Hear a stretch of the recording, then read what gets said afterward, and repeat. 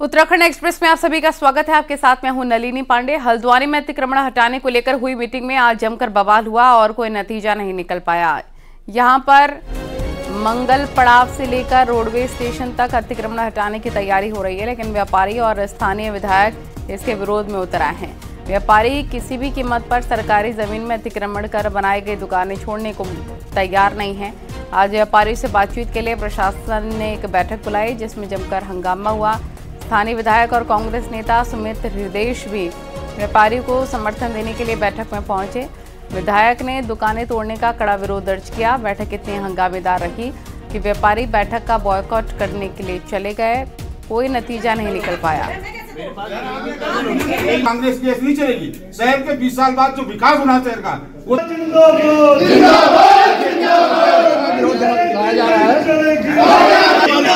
व्यापारियों को बुला के जो प्रभावित लोग हैं और उनसे बैठ के बातचीत करके और बाहर के लोग ना बुलाए जाएं, राजनीतिक लोग ना बुलाए, व्यापार मंडल बुलाया जाए, व्यापार मंडल बुलाया जाए और जो लोग प्रभावित हैं। देखिए, कुछ व्यापारी हमारे साथ है, कुछ हमारे साथ हितग्राही भी है जिनकी समस्याएं भी हो रही है, तो उनके साथ भी वार्ता की गई है और प्रयास किया जाएगा कि व्यापारियों के साथ वार्ता की जाए पुनः। और स्वागत भी है, हम लोग बैठे हैं। अगर कोई व्यापारी अपने विचार रखना चाहे तो आ सकते हैं, लिखित रूप से बाद में भी दे सकते हैं। कोई भी ऐसा काम नहीं होगा जो छुपा के किया जाए, उनकी जानकारी में रख के सारा काम किया जाएगा। हरिद्वार में पतंजलि योगपीठ द्वारा बनाए जा रहे गुरुकुलम के शिलान्यास कार्यक्रम में केंद्रीय रक्षा मंत्री राजनाथ सिंह ने शिरकत की है और इस दौरान उत्तराखंड के मुख्यमंत्री पुष्कर सिंह धामी, मध्य प्रदेश की सीएम मोहन यादव और केंद्रीय कानून मंत्री अर्जुन मेघवाल मौजूद रहे। पतंजलि गुरुकुलम का निर्माण ज्वालापुर के स्वामी दर्शनानंद गुरुकुल महाविद्यालय परिसर में किया जा रहा है। विद्यालय के छात्र छात्राओं को लोगों को संबोधित करते हुए राजनाथ सिंह ने कहा कि भारत में प्राचीन समय से गुरुकुल परंपरा रही है। गुरुकुल से शिक्षित व्यक्ति में सुचिता और नैतिकता का समावेश होता था। मुख्यमंत्री पुष्कर सिंह धामी ने स्वामी रामदेव को बधाई देते हुए कहा कि योग गुरु स्वामी रामदेव अपने योग और स्वदेशी चिंतन से भारतीय शिक्षा की पताका को विश्व भर में फैला रहे हैं। पतंजलि गुरुकुलम इस अभियान में एक मील का पत्थर साबित होगा।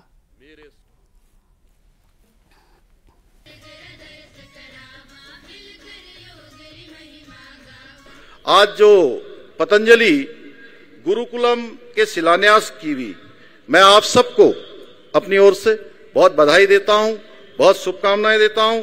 और श्रद्धेय स्वामी रामदेव जी ने जिस प्रकार से पतंजलि योगपीठ के माध्यम से विश्व में योग और आयुर्वेद का प्रचार प्रसार किया है, उसी प्रकार पतंजलि गुरुकुलम भी शिक्षा के क्षेत्र में निश्चित रूप से एक क्रांतिकारी बदलाव का द्योतक बनेगा। देव भाषा संस्कृत का हमारे साहित्य में कितना महत्वपूर्ण स्थान है।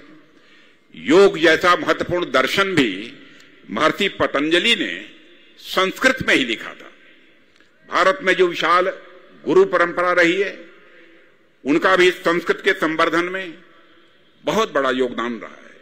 लेकिन साथ ही साथ संस्कृत से एक चिंताजनक बात यह भी जुड़ी रहती है कि इसको पढ़ने, लिखने व बोलने वाले लोग लगातार हमारे देश में और दुनिया में कम होते जा रहे हैं। देव भाषा की यह स्थिति देख अवसर पर अपने आशीषों से हमको कृतार्थ करने के लिए और यह जो एक नव युग का आह्वान हो रहा है, एक तरफ मर्यादा पुरुषोत्तम भगवान मर्यादा पुरुषोत्तम श्री राम का दिव्य भव्य मंदिर का 22 तारीख को ये मात्र एक उद्घाटन नहीं है, उद्घाटन नहीं है, ये मंदिर निर्माण मात्र नहीं है, चरित्र निर्माण से राष्ट्र निर्माण और एक नए युग के निर्माण का आह्वान और शंखनाद हो रहा है। ये इतना बड़ा तत्व है। और धारा 370 अब उसकी पूर्णाहुति हो चुकी है। अभी तो 3 तलाक के बाद अभी बहुत कुछ और बाकी है। समान नागरिक संहिता वाला काम, उसका श्रेय धामी जी को जाता है। एक बार जोरदार अभिनंदन है उसका सूत्रपात यहां से हो रहा है। एक देश, एक विधान, एक संविधान, एक कानून। समान नागरिक संहिता का सूत्रपात भी यहीं से होगा। मुझे तो लगता है बहुत जल्दी ही जनसंख्या नियंत्रण का कानून भी आना चाहिए। हमसे कोई खतरा नहीं है। देहरादून में बीजेपी का महिला मोर्चा सशक्त बहना सम्मेलन हुआ, जिसमें प्रदेश भर में लाभार्थी महिलाओं की कामयाबी की कहानी बताई गई। लोकसभा चुनाव के मद्देनजर सशक्त बहना सम्मेलन खास माना जा रहा है, जिसमें महिलाओं को सशक्त बनाने के लिए सरकार द्वारा चल रही योजनाएं बताई जा रही है। महिला मोर्चा राज्य भर में ऐसे सम्मेलन करने की प्लानिंग कर रखी है। महिलाओं पर रहता है। हमारा जो महिलाओं के लिए आरक्षण लेके आए हमारी स्थानीय महिलाओं के लिए, तो हर योजना के केंद्र में आप महिलाओं को पाएंगे। तो इन योजनाओं की जानकारी हमारे प्रदेश की आखिरी महिला तक पहुंचे और जो उसके बेनिफिशरीज रहे हैं, लाभार्थी रहे हैं, उनको हम एक मंच पर लेकर आए, उनकी कहानियां साझा करें ताकि और लोग भी इससे इंस्पायर हो, इन योजनाओं का लाभ बनाएं। महिलाएं होती है जो कि पूरे परिवार को चलाती है, तो महिलाएं मतलब कि महिलाएं तो पूरा देश है। एक महिला के पीछे परिवार में किसी के 4 जने होते हैं, किसी के 5 जने होते हैं, तो महिला की शक्ति सबसे सर्वश्रेष्ठ। कार्रवाई की अक्टूबर 2023 में अनूप ने अपने बेटे समेत 5 लोगों को पीड़ित व्यापारी ने रंगदारी और जान से मारने की कोशिश का केस उनके खिलाफ दर्ज करवाया था, जिसके बाद से आरोपी लगातार फरार चल रहा है। आज पुलिस ने कुर्की की कार्रवाई की है। माननीय न्यायालय के आदेश से उनके विरुद्ध 82 और 83 की कार्रवाई की गई थी, तो माननीय न्यायालय द्वारा इसमें कुर्की के आदेश पारित कर दिए गए हैं। उसी कड़ी में माननीय न्यायालय के आदेश से धारा 83 CRPC के तहत कानून पालन करने के लिए हम लोग कुर्की करने के लिए अभियुक्त गण के घर पर आए हैं। यहाँ पर रोज जेल करके ये कॉलोनी है, तो यहाँ पर अभियुक्त कुर्की की जा रही है। हरिद्वार के लक्सर में ग्राम समाज की 4000 बीघा जमीन पर अवैध रूप से की जा रही खेती पर हाईकोर्ट ने रोक लगा दी है और रंजीतपुर बाकरपुर ग्राम पंचायत के प्रधान महावीर सिंह ने इसके खिलाफ कोर्ट में याचिका दाखिल की थी। इसके साथ ही SDM से भी मामले की शिकायत की गई थी। कोर्ट के आदेश के बाद 4000 बीघा जमीन पर खड़ी करने की फसल की कटाई पर अब रोक लगा दी गई है। साथ ही प्रशासन ने फसल को नीलाम करके ग्राम सभा के खाते में पैसा जमा कराने का फैसला भी लिया। ग्राम समाज की जमीन पर दर्जनों किसान अवैध रूप से खेती कर रहे थे।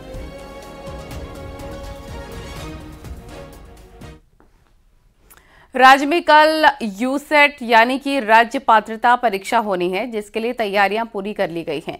कुमाऊं विश्वविद्यालय द्वारा आयोजित इस परीक्षा में इस बार कुल 18,913 छात्र शामिल हो रहे हैं।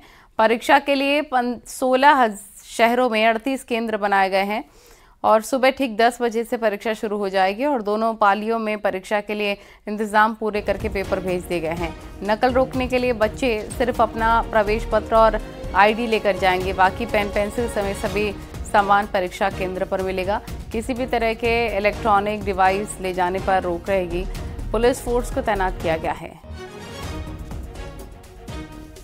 नकल सामग्री किसी के पास अगर जब पाई जाती है तो उसमें उस बच्चे को केंद्र से तुरंत बाहर करने के निर्देश हैं और कोई भी विद्यार्थी अपने साथ pen pencil electronic device mobile ear band ये अलाउड नहीं है। अयोध्या में 22 जनवरी को श्री राम मंदिर का उद्घाटन होना है, लेकिन इसका उत्साह अयोध्या से सैकड़ों किलोमीटर दूर हल्द्वानी में भी देखने को मिल रहा है। यहां शनिवार को रामलीला मैदान से शिव मंदिर के बीच अयोध्या से पहुंचे पवित्र अक्षत कलश को लेकर श्रद्धालुओं ने यात्रा निकाली, जिसमें कि सैकड़ों लोग शामिल हुए। विशेष तौर पर महिलाओं ने कुमाऊनी लिबास में भगवान राम की कलश यात्रा का स्वागत किया। श्री राम का मंदिर भव्य बनने जा रहा है, उसकी खुशी में भगवान राम के सभी प्रभु राम भक्त यहाँ पर उपस्थित हैं। ऐसा मुझे ऐसा लग रहा है हम पुनः दीपावली मनाने जा रहे हैं। हर्ष है। देश के प्रधानमंत्री जी के नेतृत्व में सब भव्य और दिव्य काम होने जा रहे हैं, क्योंकि 500 साल की जो हम लोगों की एक तपस्या थी उसका वास्तविक फल हमें आज मिल रहा है। और 22 तारीख को सारे ही घरों में 5-5 दिए जला के दिवाली मनाई जाएगी, दीपोत्सव मनाया जाएगा। हम बहुत सौभाग्यशाली हैं क्योंकि आज हम देखते हैं कि भगवान राम ही का नाम एक ऐसा नाम है जो सत्य है। और अब बात हेमकुंड साहिब की, तो हेमकुंड की साल 2024 की पहली तस्वीर आई है जिसमें बर्फ की चादर नजर आ रही है। हालांकि यहां 12 दिसंबर को बर्फ गिरी थी, जिसके बाद बर्फबारी नहीं हुई है और 12 दिसंबर की बर्फबारी के बाद हेमकुंड गुरुद्वारे और आसपास 2 से 3 फीट बर्फ नजर आ रही है, लेकिन चोटियों पर बर्फ नहीं दिख रही है। जनवरी के पहले हफ्ते में हेमकुंड साहिब में 10 से 12 फीट तक बर्फ जमी रहती है, लेकिन इस बार बर्फ बेहद कम नजर आ रही है। उम्मीद की जा रही है कि 9 जनवरी के बाद बर्फबारी हो सकती है, लेकिन फिलहाल तो हेमकुंड में बेहद कम बर्फ दिख रही है, जो कि हैरानी भरा मामला है।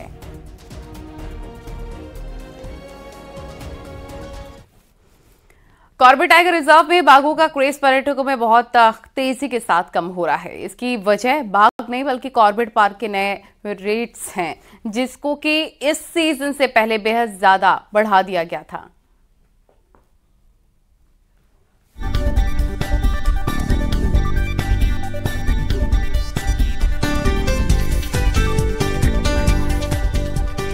कॉर्बेट टाइगर रिजर्व में बीते साल सफारी और नाइट स्टे के टिकट के रेट्स में बहुत ज्यादा बढ़ोतरी की गई, जिसका असर ये हुआ कि अब टूरिस्ट ने रामनगर से मुंह मोड़ लिया है, जिससे वाइल्ड लाइफ टूरिस्ट के इस क्षेत्र में सन्नाटा पसरने लगा है और पर्यटन कारोबारी मायूस है। देखिए, जिस तरीके से विभाग ने अपनी मनमर्जी से यहाँ पे पर्यटक परमिटों के मूल्यों में वृद्धि की है, तो यहाँ पर जिम कॉर्बेट में जो है पर्यटकों का आना काफ़ी कम हो गया है और जो लोग यहाँ पे पहुँच भी पा रहे हैं घूमने के लिए, तो वह लोग भी जो है सीताबनी और फांटों के जंगलों में घूमने के लिए जा रहे हैं, क्योंकि वहाँ का मूल्य थोड़ा कम है। बीते साल वन महकमे ने अपने यहाँ चल रही सभी सफारियों के रेट बढ़ा दिए थे, लेकिन कॉर्बेट के रेट सबसे ज्यादा बढ़ाए गए, जिसका असर ये हुआ कि अब कॉर्बेट के बजाय टूरिस्ट कॉर्बेट लैंडस्केप में घूमने को तरजीह दे रहे हैं। ये बात इससे साबित होती है कि सीताबनी का राजस्व बीते साल के 2 महीनों की तुलना में इस साल के इन्हीं 2 महीनों में 3 गुने से ज्यादा हो गया है। 80 लाख का रेवेन्यू मिला है सीताबनी को। अगर हम इसको लास्ट ईयर में कंपेयर करेंगे, नवंबर दिसंबर का महीने में कंपेयर करेंगे, नवंबर 2022 और दिसंबर 2022, लगभग 25 लाख का रेवेन्यू आया था और इस बार नवंबर 2023 और दिसंबर 2023 में हमको लगभग 80 से ज़्यादा आया है, तो 3 गुना बढ़ा है हमारा रेवेन्यू। कॉर्बेट में बढ़ाए गए शुल्क के दुष्परिणाम अब सामने आने लगे हैं और कॉर्बेट में पर्यटक कम पहुँच रहे हैं। ऐसे में इस ओर ध्यान देने की जरूरत है। न्यूज़ 18 के लिए रामनगर से गोविंद पाटनी की रिपोर्ट।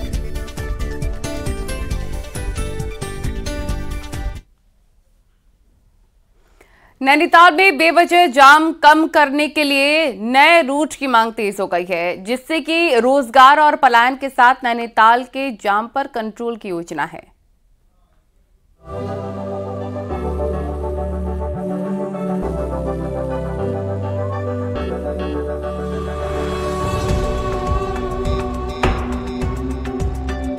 नैनीताल के कैची धाम के लिए विकल्प रूट की मांग होने लगी है। सरोवर नगरी में गाड़ियों का दबाव कम करने के लिए रामनगर से वाया बेताल घाट कैची को पर्यटकों के लिए नई संभावनाएं बन रही हैं। तो वहीं अमेली देवी और नकवा बुबू से कैची धाम तक नए धार्मिक पर्यटन सर्किट की लगातार मांग बढ़ रही है। नए रूट से जाम के झाम से मुक्ति मिलेगी, वहीं स्थानीय लोग इसे पर्यटन के लिए भी बड़ा वरदान मान रहे हैं। हमारी एक बहुत पुरानी मांग है क्षेत्रवासियों की कि जो हमारा ये नेशनल कॉर्बेट पार्क है, इससे लेकर ये कैंची धाम, बेतालेश्वर महादेव, अमेली देवी माता का मंदिर है और सबसे सुप्रसिद्ध मंदिर हमारा गर्जिया माता का मंदिर है। इस सर्किट को हम पर्यटन सर्किट से जोड़ने के लिए मांग कर रहे हैं और जिससे हमें इस क्षेत्र को रोजगार भी मिलेगा और पलायन भी रुकेगा। दरअसल पर्यटन सीजन के दौरान रामनगर में बुकिंग वाले पर्यटकों को कैची धाम जाने के लिए वाया नैनीताल ही आना पड़ता है। इस वजह से नैनीताल में बेवजह जाम की समस्या भी बनी रहती है। घंटों तक श्रद्धालु कैची धाम नहीं पहुंच पाते, तो नैनीताल में भी टूरिस्टों की आवाजाही प्रभावित होती है। हालांकि इस नए रूट पर पर्यटकों को असुविधा न हो, इस पर सर्वे किया जा रहा है। आधा जो मार्ग है वो नैनीताल जनपद में पड़ेगा, कुछ हिस्सा इसका अल्मोड़ा जनपद में भी होगा और बेताल घाट जो NH का जो पोर्शन है या जो एक स्टेट हाईवे से भी, क्योंकि ये रोड लिंक होती है, तो उसका भी जो पोर्शन है कुछ हिस्सा उसका आपदा में क्षतिग्रस्त है, तो उसको पहले ठीक कराए जाने के बाद ही इस रूट को सुचारू किया जाना संभव होगा। बहरहाल अगर ये रूट तैयार होता है तो नैनीताल जिले में एक नया धार्मिक पर्यटन सर्किट तो तैयार होगा ही और बेताल घाट और खैरना समेत दूसरे ग्रामीण इलाकों में पर्यटन की संभावनाएं भी बढ़ेंगी, जिससे इन इलाकों में होने वाले पलायन को रोका जा सकता है। न्यूज़ 18 के लिए नैनीताल से वीरेंद्र बिष्ट की रिपोर्ट।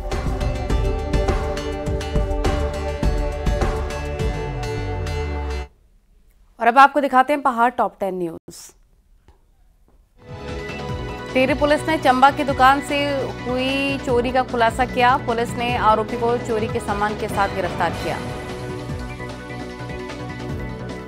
पुलिस की कमजोर जांच अब पीड़ितों पर भारी पड़ने लगे। जैसे ही मामला कोर्ट में ट्रायल पर आता है तो सबूतों की कमी के चलते अपराधी आसानी से छूट जाते हैं। कोटद्वार में सरकारी भूमि पर अतिक्रमण को तत्काल रोके जाने और अवैध कब्जों को हटाने को लेकर डीएम पौड़ी आशीष चौहान ने अधिकारियों को निर्देश दिए। उत्तरकाशी में यमुनोत्री को अलग जिला बनाने की एक बार फिर से मांग उठने लग गई है। संघर्ष समिति ने तहसील में प्रदर्शन किया।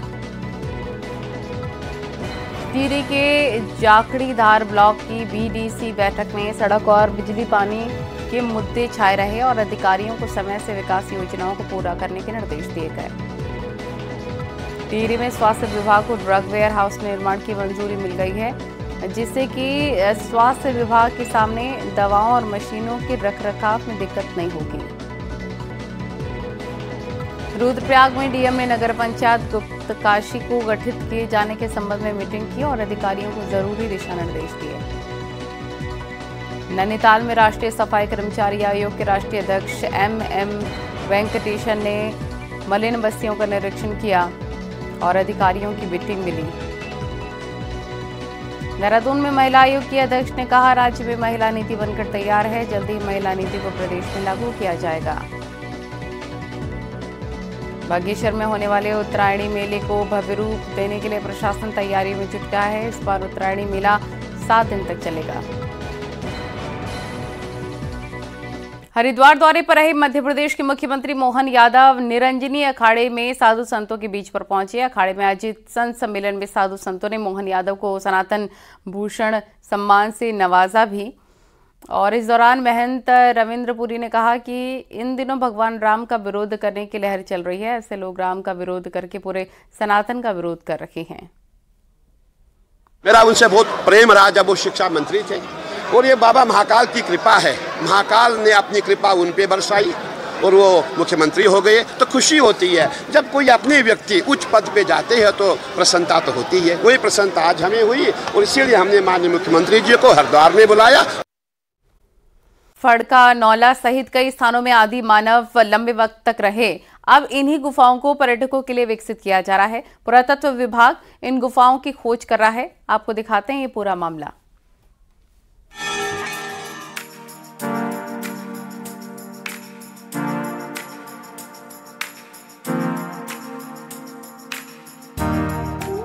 जागेश्वर धाम, चितई गोलू मंदिर और कसार देवी क्षेत्र में कई ऐसी गुफाएं हैं जहां आदि मानव ने अपना जीवन बिताया था। जब मनुष्य खाना बदोश जीवन जी रहा था, तब इन्हीं गुफाओं में रहता रहा होगा। अब पुरातत्व विभाग आसपास के क्षेत्र की गुफाओं को खोजकर इसको पर्यटन के लिए विकसित कर रहा है, जिससे यहाँ आने वाले पर्यटक ये देख सकेंगे कि आदि मानव का रहन सहन कैसा था। वहीं इन गुफाओं के विकसित होने से रिसर्च करने वाले युवाओं को भी फायदा मिलेगा। अभी यहाँ पर जो है इस प्रकार के शैलाश्रय लखुडियार के अलावा जैसे फड़का नौली है, फलसिम है, हाथवाल घोड़ा है, कसार देवी है, सिल्ली है, लुएथाब है, इस प्रकार से हमारे 8-9 जगह पर इस प्रकार से अभी मिले हुए हैं। इतिहासकार भी बताते हैं कि कुछ गुफाओं को तो आदि मानव ने सजाकर रखा था, लेकिन कई गुफाओं में कुछ भी निशान नहीं मिलते हैं। अब पुरातत्व विभाग इन गुफाओं को खोज रहा है, जबकि कई जगहों पर एएसआई सर्वे का काम भी कर चुका है और गुफाओं को विकसित करेगा, जिससे आने वाली पीढ़ी को पता चलेगा कि आदि मानव कैसे अपना जीवन बिता रहे थे। ये प्रागैतिहासिक मानव के द्वारा बनाए गए शैल चित्र हैं, जिसमें आदमी खाना बदोश था और उसको मकान बनाने का आइडिया नहीं था। उसमें गुफाओं में निवास करता था और जहाँ पर लंबे समय तक गुफाओं में रहे हैं, वहाँ पर इनने अपने ग्रह को सज्जा के रूप में विभिन्न प्रकार के चित्रों से अलंकृत किया है। अब देखना होगा कि पुरातत्व विभाग की ये मुहिम कितनी रंग लाएगी। ये तो आने वाला वक्त ही बताएगा। लेकिन जागेश्वर, चितई और कसार देवी आने वाले पर्यटक जरूर इन गुफाओं में अपना समय बिताएंगे और पर्यटकों की संख्या बढ़ने से स्थानीय लोगों को रोजगार भी मिलेगा। न्यूज़ 18 के लिए अल्मोड़ा से किशन जोशी की रिपोर्ट। देहरादून के कालसी में नशे के विरुद्ध एक महापंचायत होने जा रही है और नशे के खिलाफ लड़ाई का बिगुल जनता ने फूंक दिया है।